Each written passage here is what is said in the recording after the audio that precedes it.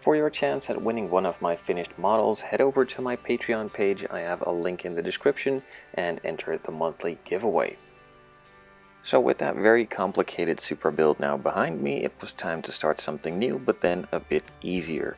This time I'm going to be building a snap tight kit. This normally is a kid's toy, not really supposed to be painted and detailed, but that is the fun challenge in this.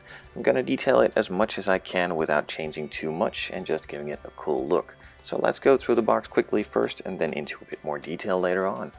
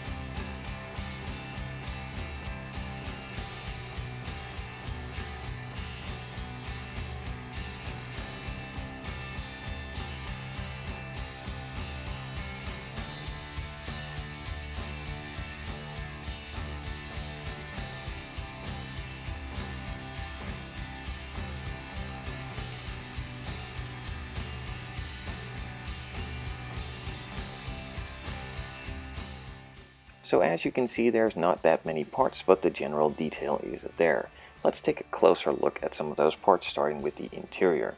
So as you can see, it's just one main tub, and it has the door cards and the dashboard separate, and also some other parts for the steering wheel, of course.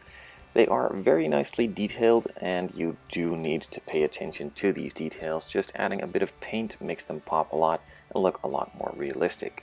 Now the seats are supposed to be made out of two parts, a front and a rear. These just snap together really easily and need to be filled around the seam to finish it off a bit.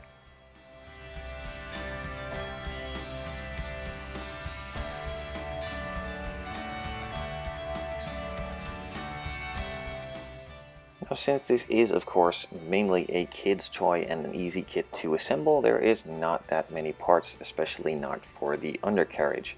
So pretty much all is molded into one, and you can paint it up to your own desire, make it look as cool as you want to, or just do pretty much nothing to it at all. Now I will be modifying it a bit to fit some newer wheels, and I won't really be spending a lot of time there, just giving it some general details and colors. The kit tires that are supplied are, well, pretty simple. They suit the job and nothing more. They look correct, and with the wheels they fit perfectly, but in my opinion are a bit too small. There are a couple of big screws to hold it all together, and also some rods for the wheels to be assembled to, so they can just spin freely. And of course, since this is a 60s car, there is a lot of chrome. Now I will be dechroming this all and repainting it with some L-clad, trying to get the best possible finish I can with that, and you will be quite amazed what you actually can achieve. The kit chrome itself actually is not bad at all. It looks pretty good in most places, just a bit too shiny, and some of the tabs of course need to be removed, and there were a couple of mold lines which I need to sand out, and when I dechrome them, that is a lot easier than when you still have the chrome on them, as you pretty much remove the chrome by removing those mold lines, and that's not really supposed to be there. So moving on. There are of course a couple of clear parts as well. The main clear part itself is really nice, super thick and super strong, and also very clear. There is a small piece for the rear taillights, and that is already colored in a clear red, so that makes it a lot easier.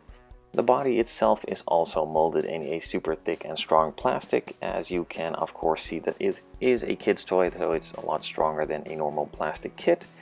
But it is also a super shiny metallic plastic red, as it's not really supposed to be painted, or you don't really have to paint it if you don't want to, and that is good. But I don't really want to, so I'm gonna of course sand that all down and repaint it in a nice color. I'm gonna go over all the panel lines, make them a bit deeper and a bit more pronounced, and fix a couple of spots here and there, of course removing those mold lines, some of the badges, and just cleaning it up a bit, making it look a bit more like a nice cool hot rod. And of course there is also a sheet of stickers. Yes, stickers, not decals, as it is a kid's toy and decals might be a bit too much for most kids, so they just supply it with some stickers. Now pretty much none of these will be used, as I will be replacing them with some actual Corvette decals I still had laying around.